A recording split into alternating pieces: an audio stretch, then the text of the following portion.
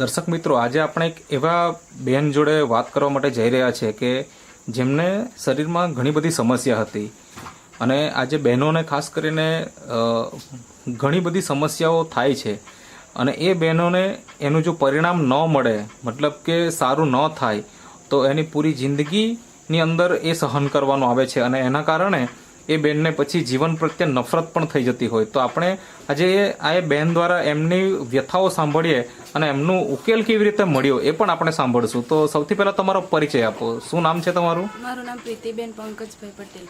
પ્રીતિબેન પંકજભાઈ પટેલ. અને તમારું ગામ? કુકેરી. કુકેરી એટલે કયું ફળિયું કહેવાય? આ ચક્કરિયા. ચક્કરિયા એટલે તાલુકો કયો? ચીખલી. ચીખલી. અને જિલ્લો? નવસારી. બરાબર. હવે તમને શું તકલીફ હતી એ જણાવો અને કેટલા વર્ષથી હતી? મારે સફેદ પાણી પડવાનું સમસ્યા હતી ને 2 વર્ષ જેવા થઈ ગયા.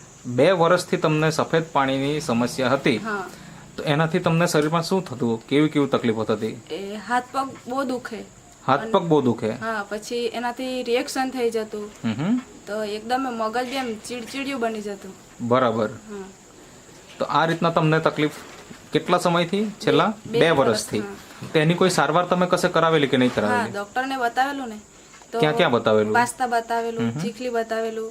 તો વાસ્તા મને પેલા ચીખલી બતાવેલું. તો એ લોકોએ મને 2 મહિનાનો કોર્સ કરવાનું કીધેલું. તો 2 મહિના મેં કોર્સ કર્યો, દવા લીધી, તેટલી વાર સારું થઈ જાય. પછી પાછું એ જ સમસ્યા થઈ જાય. પછી વાસ્તા બતાવ્યું, તો વાસ્તા બી 3 મહિનાનો મને કોર્સ કરવાનું કીધેલું. તો એ કોર્સ બી મેં પૂરો કર્યો, પણ તો બી એમાં કોઈ મને નિવારણ મળ્યું નહીં. બરાબર. એટલે તમારી જે તકલીફ હતી તો જેમની તેમ જ ખાલી દવા પીએ એટલી વાર સારું. હા, દવા પી ત્યારે સારું અને પાછું તકલીફ જેવી હતી એવી પાછી શરૂ થઈ જતી. તો ત્યારે તમે પછી એ સિવાય કોઈ દેશી ઉપચાર કરાવ્યા? હા, દેશી ઉપચાર બી કરાવ્યા, પણ તે બી એમાં બી કઈ ફરક લાગ્યો નહીં. ક્યાં કરાવેલો દેશી ઉપચાર? આપણે ધાકમાળ એવું કને એક ગામ છે, ત્યાં એક માસી દવા આપતા છે. બરાબર. મતલબ જડીબુટ્ટીની દવા પણ કરી તમે અને સાથે સાથે ડોક્ટરની દવાઓ પણ કરી, પણ કોઈ રિઝલ્ટ મળ્યું નહીં. હવે આવું જ્યારે થતું હતું ત્યારે તમને મનમાં શું થતું હતું કે દવા કરાવ્યા પછી પણ જો બીમારી સારી ન થાય તો તમને કેવું થતું હતું? ત્યારે એવું લાગતું કે આવું મને જ કેમ થતું હશે? આટલી દવા કરાવે તો બી નહીં સારું થાય, તો હવે મારે શું આવી રીતે જ રહેવા પડશે એમ. બરાબર. પછી મગજ એકદમ ચીડચીડી થઈ જાય ત્યારે મેં હવે શું કરું એમ. બરાબર. અને કોઈ દવા જ નહીં હશે કે એમ. બરાબર. તો હવે અત્યારે કેવું છે તમને? હમણાં એકદમ સારું છે. કેટલા મહિના થઈ ગયા સારું થયું ને? આ મારે લગભગ 4 મહિના થઈ ગયા. 4 મહિના થઈ ગયા ને સારું છે તમને? બરાબર.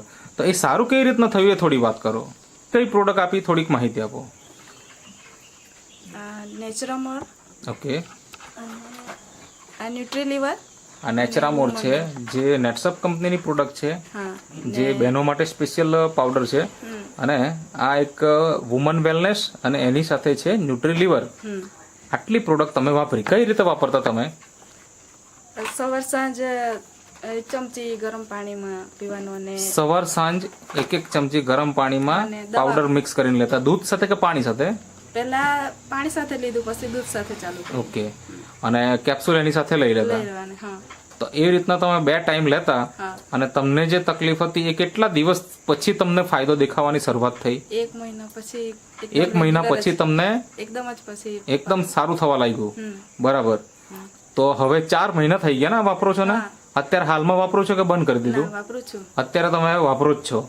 તો હવે મતલબ કે 4 મહિના થઈ ગયા પણ આ વ્હાઈટ પાણીની કોઈ સમસ્યા બિલકુલ નથી. અને જે મારે ડેટ આવતી ને, એ બી કોઈ વાર 15 દિવસ લંબાઈ જાય, 5 દિવસ એવી રીતે લંબાઈને આવતી.